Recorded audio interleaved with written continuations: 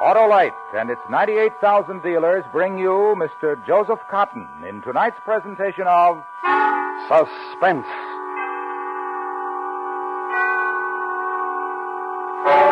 "100 years ago, this week, a group of brave men risked their lives in a desperate effort to save their fellow men.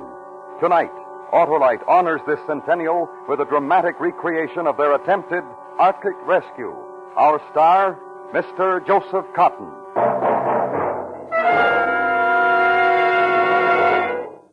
Hey, Harlow, what's in the package? The world's best Christmas present, Hap. Oh, for whom? My car. It's an Autolite Stay Full battery, the famous battery that needs water only 3 times a year in normal car use. That sure is a real present. Right you are, Hap. The Autolite Stay Full is always a real present for every car and every car owner because money just can't buy a better battery.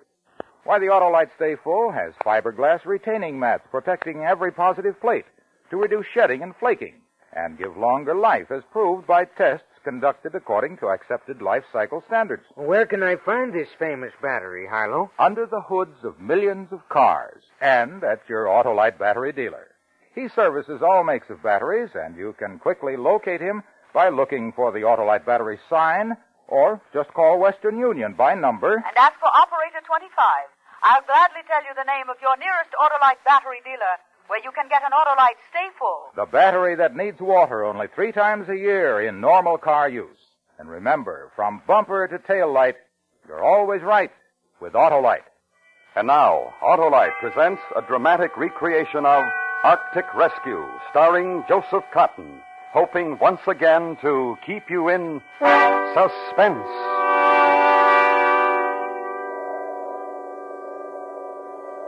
Picture this if you can. Christmas night. Miles and miles of endless, empty, broken white ice. An ice floe drifting somewhere in the vicinity of the 73rd parallel north of the Arctic Circle. Nothing but ice. That is, nearly nothing. If you look carefully through the winter night, you'll see 2 tiny, dark blemishes, the figures of 2 men. One twisted in an unconscious heap is our skipper, Jonathan Blake. The other figure, Gerald Stewart, first mate, me. It makes a good, sorry picture. Civilized men in a primitive wilderness of ice waiting helplessly for death. Aye, a sorry picture.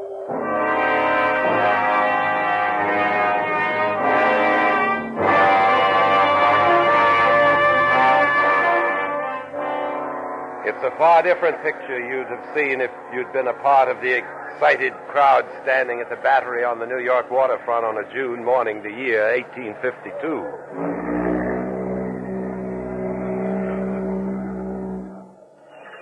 The moment of departure? Aye, Lady Franklin, we must take the high tide. May God in his great mercy protect you and your men from the perils which await you. The men are prepared for hardships, Lady Franklin. We shall succeed where the others have failed in ending the mystery of the Erebus and Terror. Aye, and back to Aberdeen in time for a Christmas feast. And we'll prepare a Christmas celebration your men will never forget, Captain. We're leaving for England next week. I shall pray for you, Mr. Stewart. For all of you. Thank you, Miss Craycroft. I'll stand many a watch out at sea thinking of last night, the ball, dancing, and you. That is, all of us will, I mean. What my first mate is trying to tell your niece, Lady Franklin, is how grateful the officers and crew are for the farewell ball you held in their honor last night. I'm the grateful one, Captain Blake. Please bring them all home safely. Oh, come now, Lady Franklin, no need for worry. The Jessica's a sturdy ship, and the men are in good health and lofty spirits. We'll be back by Christmas, you'll see. The tide will change. We must be on our way. Then goodbye and good luck, Captain. Goodbye, Lady Franklin. Miss Craycroft. Goodbye, Captain Blake. Goodbye, Mr. Stewart. Godspeed. Thank you. We shall see you in Aberdeen Christmas week. Let's get aboard, Mr. Stewart. Yes, sir. Bye, Lady Franklin. Starkey? Yes, sir. Drop the gangway. Yes, sir. All hands at their mooring stations, Mr. Stewart. Yes, sir. Then pass the orders to cast off. Aye, sir. All hands, prepare to cast off. All hands, prepare to cast off. Let go, 1 and 2. Let go, Let go 3 and 4. Let go 3 and 4. Ship's underway, sir? Aye. Well, Mr. Stewart, fill your eyes with the sight of New York. The last of it you'll be seeing for some time to come. Aye, good long time. I am, sir. As the Jessica moved slowly to the outer harbor, I watched a tiny, delicate white dot in the crowd at the wharf. She stood there beside Lady Franklin, waiting. And I watched until the morning fog erased the sight of the New York waterfront.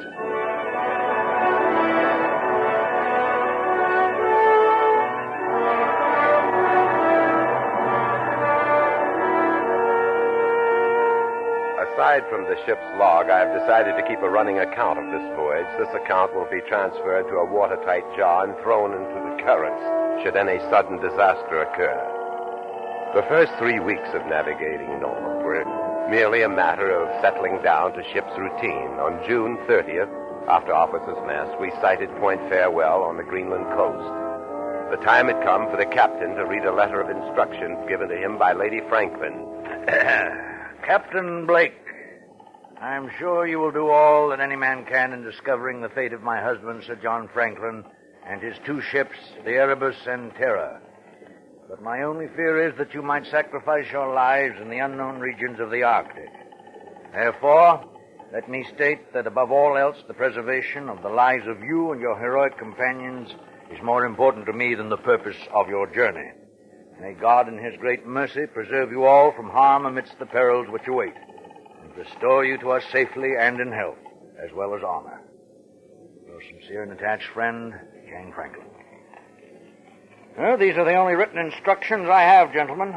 Now then, Mr. Stewart, the map, please. Yes, sir. Well, there it is, gentlemen, the most recent Admiralty map of the Arctic regions that we are approaching. Aye. Now it's almost completely blank. Aye, Mr. Halliday, thousands of miles of uncharted wilderness. And somewhere in that frozen tundra, Sir John Franklin and his men vanished. Aye. Our search will begin tomorrow when we drop anchor in Godhab. We'll pick up our ice pilot, Mr. Patrick Hansen, some additional supplies, and then make for the Arctic Circle. Arctic Circle? Sounds like the edge of the world, eh, Stewart? A little frightening, too. You frightened? Mr. Halliday, if I were you, I'd respect Mr. Stewart's fear for what lies before us. Captain, I was just thinking. If Franklin was looking for the Northwest Passage, he'd probably make an approach through, here.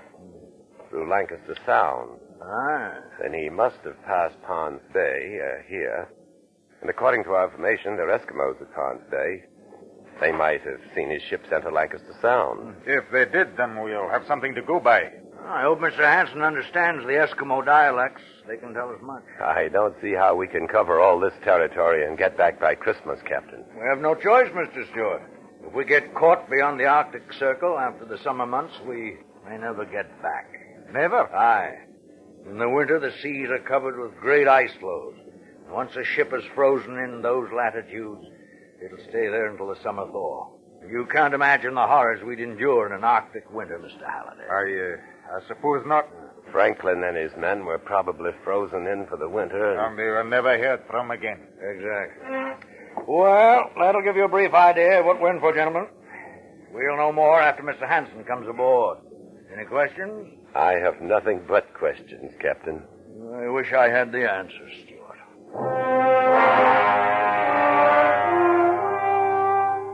Noon the next day, we dropped anchor in the harbor at Godhab. Here we would take on coal additional winter clothing, dogs, and Eskimo drivers, and Mr. Hansen, our ice pilot. Godhab was nothing more than a few huts of the Baffin Bay Trading Company, and as we prepared to go ashore, a longboat suddenly appeared alongside.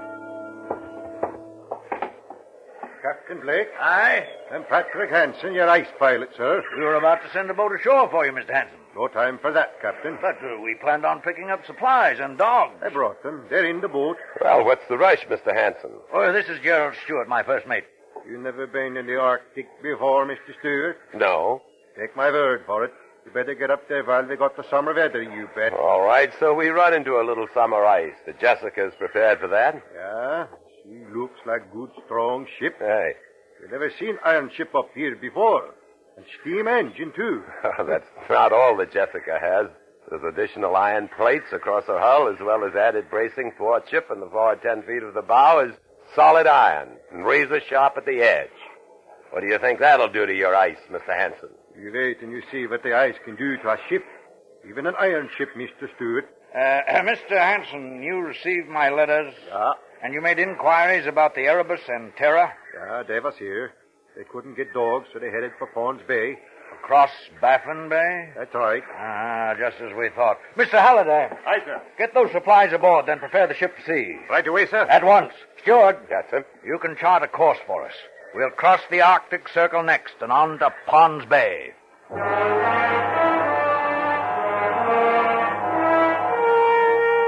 We set a north by northwest course, leaving the last outpost of civilization behind us, and crossed the great Baffin Bay. On July 4th, we crossed the Arctic Circle without ceremony. Then we had ice freezing on deck and in the rigging. A day later, we saw our first floating iceberg. For this time of year, we should not have seen either one.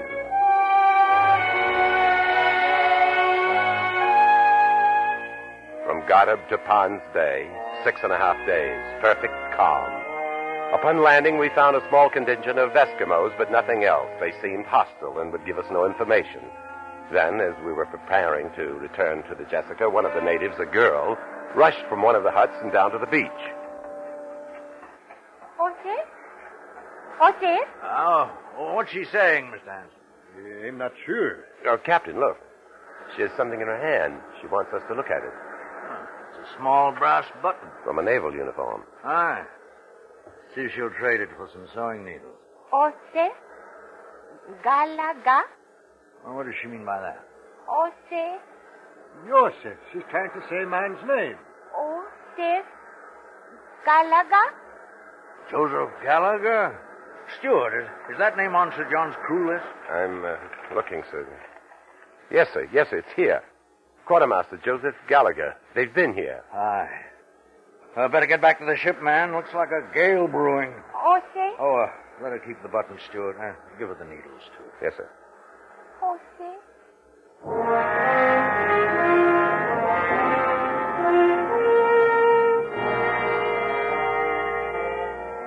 After leaving Pond's Bay, 2 months passed without incident. Then we entered Lancaster Sound and approached the scarcely charted islands along Barrow Strait. There we encountered great mountains of floating ice, and we had only a few hours of twilight each day. We crossed the 75th parallel and north into Wellington Channel to Bathurst Island, the last of the charted islands on my maps. Then on September 10th, weather changed. Northwest gales, sleet, and heavy fogs that forced us to a bare crawl, and even worse, mammoth ice floes that closed in all around us. Mr. Steward. Yes, sir. Keep an eye on the temperature. I am, sir. Aye! Aye! Dead ahead! Quartermaster, starboard 6 degrees. Sleets have been getting smaller all the time. Captain, the temperature is still dropping. 10 above zero. What do you think of this lead, Hanson? I think maybe they better back out of here. Back out? Take a look astern, Hanson. Back out where? Captain. Oh, what is it, Halliday? The rudder will not respond. 6 below, sir. Aye! Dead ahead! The lead is getting smaller, Captain. Aye. Well, the Arctic seems to be closing down on us on all counts.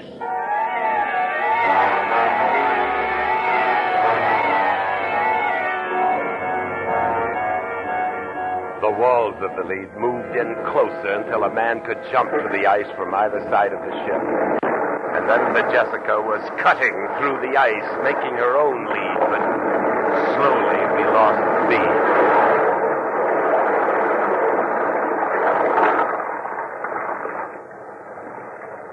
Finally, the ship gave up to the ice. He frozen in now. Aye. Stop engines, Mr. Stewart. Yes, sir.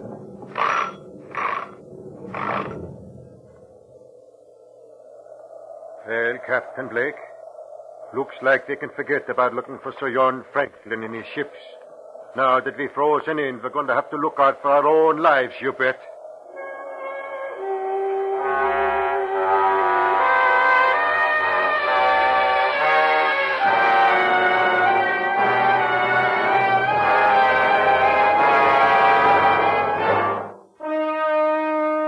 Autolite is bringing you Mr. Joseph Cotton in Arctic Rescue, tonight's presentation in radio's outstanding theater of thrills, Suspense.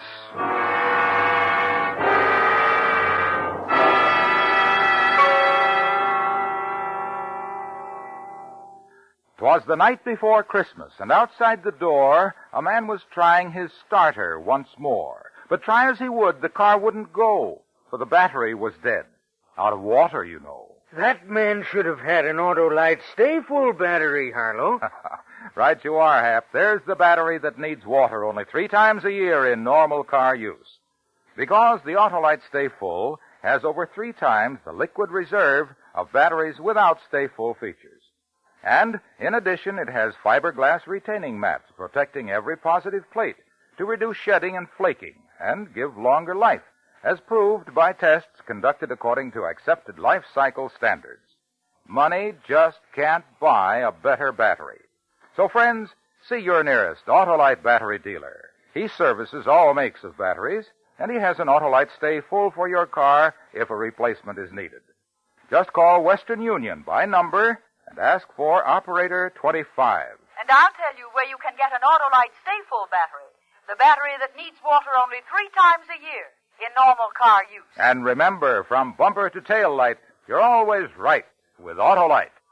And now, Autolite brings back to our Hollywood soundstage Mr. Joseph Cotton in Elliot Lewis's production of Arctic Rescue, a true story well calculated to keep you in suspense. September 10th, 1852. Unless a miracle occurred, we were frozen in the Arctic for the rest of the winter months. A sea of ice surrounded us, and the ship took on a starboard list from the pressure of the floe. Rations were cut in food, water, and coal consumption.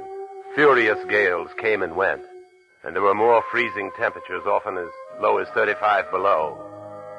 The doctor was a busy man. Nearly all hands suffered from frostbite, many from gangrene. Conditions aboard the Jessica were deplorable. I thought they couldn't get worse. October came, November, December, and we thought of home and the holidays and of Lady Franklin and Miss Craycroft sitting alone at the Christmas feast that was to be held in our honor. On Christmas Day, the cook outdid himself. We had a feast aboard the Jessica on the last of the salt pork and beef. And with the last of the Alsop's ale and minced meat, the cook made pies. And we had us a celebration, Christmas Day, 1852. Men, the captain has a word to say. I dropped below to offer you my greetings on this holiday and to wish you a much happier Christmas next year. Thanks, Captain. And you. Silent night, holy night, all is calm, all is bright.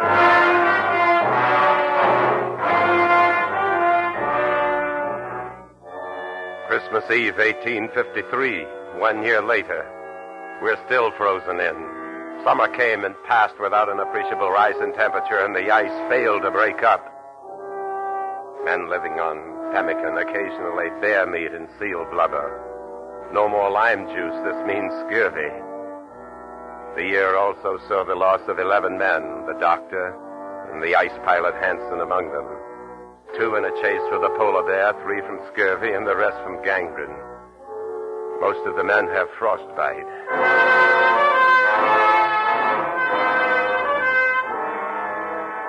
Our second Christmas in the Arctic. The floe that holds the ship is drifting south down Peel Sound. We saw the shores of King William's Island. The captain sent Halliday and 3 men on sledge to look for food depots or rock cairn, anything. They returned today. Where'd you find it, Halliday? In a cairn. We also found empty pemmican cans and bits of ship's timber. Steward, listen to this. It was written by Franklin himself. 1851, latitude 69 degrees, longitude 98 degrees west. HMS Terror sank when ice broke. Erebus still frozen in. Beset since April 12th, 1850. We are deserting the Erebus. attempting overland march to Back's Fish River, to Hudson's Bay. If unheard from when this found, we must be considered lost. Sir John Franklin, Captain HMS Erebus. We've found what we came for. Aye. They're all dead. Aye. If something doesn't happen pretty soon, we'll be dead, too. Makes for a very Merry Christmas, Captain. Captain. I heard it. It's the ice. Breaking. How long do you think our iron plates will last against this, Captain? Great cracks opened in the ice, and then out of the water through the openings another great mountain of ice would rise. Great slabs of surface 100 yards wide, shattered, upended, and sank into the churning water. All around us, great jagged fingers of ice crashed down. All hands abandon ship! Stewart, get your chops. We're going out on the ice, too. Yes, sir. I could feel the ship jarring loose under me, and suddenly the Jessica read sharply, throwing me across the deck. The last sound in my ears was that of the Jessica tearing loose from the ice.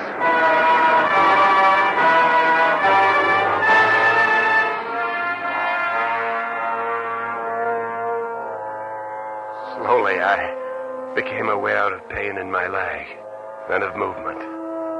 I opened my eyes. The captain was helping me to walk. I looked into the winter darkness for the familiar sight of the Jessica. I saw nothing. Nothing but ice. Skipper. Huh? Oh, feeling better, lad? What about the ship? Gone down. And the rest of the men? I don't know. Gone. The floe separated. Most of them were on the other side. Where? Where are we walking to? I don't know. I don't know. We walked on and on, climbing jagged hummocks of ice and falling through thin spots. Legs got wet, froze. We beat the ice off, and we kept walking in circles through the Arctic night. Endless circles. We'll rest a bit. Let's rest. Sleep a bit in the ice. Warm, comforting ice. No, don't sleep. My eyes grew heavy. I craved sleep. But the sleep was to die. I was ready. In the sky over the horizon, a star. The night was overcast. There were no other stars, just one. Bright in the distance. I could see it. I stood. It was still there. A bright star over the horizon. Captain! Up! On your feet, Captain! We're going to keep walking. Walking? Where? There. That way toward that star. We walked on. Slowly. I carried the skipper. Unconscious now, but... Oh, what could it be? There are no lights in the Arctic, no stars through the overcast. But we kept moving, and the star came closer.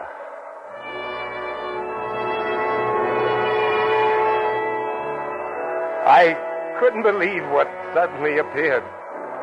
Through the darkness directly beneath the star was the vague outline of a ship. A ship.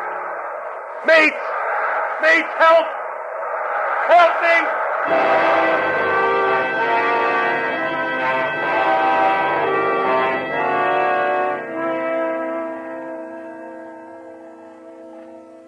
He's coming out of it.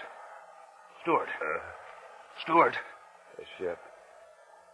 I saw Starkey. Halliday. In the flesh. I saw a ship. I know. You're on it. See? But where did did it come from? Not the Jessica? I know. That's the Erebus, one of Franklin's ships. The one they deserted. Erebus? Where did it come from? Well, there we were. All of us, except you and the captain lying on that flue after the Jessica went down, ready to die just as we thought you had. And then just as graceful as you please, we see a ship drifting slowly out of the fog through the broken ice, right to us. But the captain, I left him out on the He's ice. all right. We brought him aboard, and pretty soon we'll be on our way home. Home? Aye. The ice is open. We can get out. The Erebus will take us back. Now, how's that for a Christmas surprise? I followed a star. What? He's sleeping. What was that he said? He followed the star? Aye. He must have seen that lantern we hung from the mainmast, mistook it for a star. Oh. Saved his life. Damn the captain. Being that it's still Christmas, I guess you could call it a miracle, eh, Starkey? I guess you could at that, sir.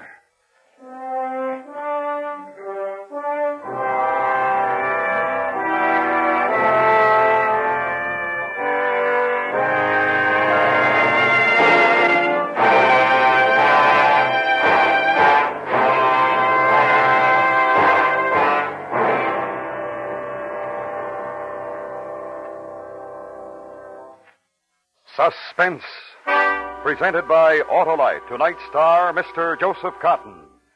This is Harlow Wilcox speaking for Autolite, world's largest independent manufacturer of automotive electrical equipment. Autolite is proud to serve the greatest names in the industry. They are members of the Autolite family, as well as are the 98,000 Autolite distributors and dealers in the United States and thousands more in Canada and throughout the world. Our family also includes the nearly 30,000 men and women in 28 great Autolite plants from coast to coast and Autolite plants in many foreign countries, as well as the 18,000 people who have invested a portion of their savings in Autolite. Every Autolite product is backed by constant research and precision built to the highest standards of quality and performance. So remember, from bumper to tail light, you're always right with Autolite.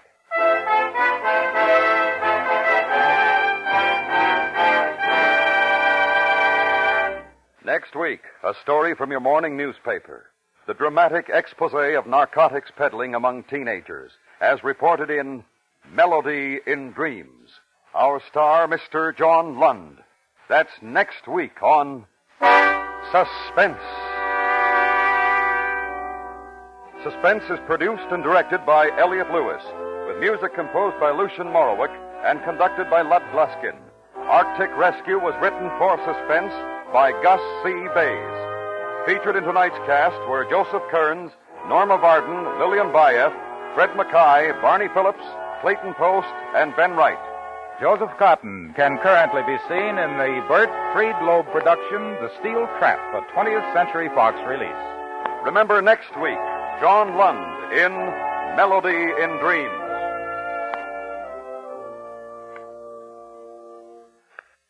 Eight million Americans are suffering from arthritis or rheumatism.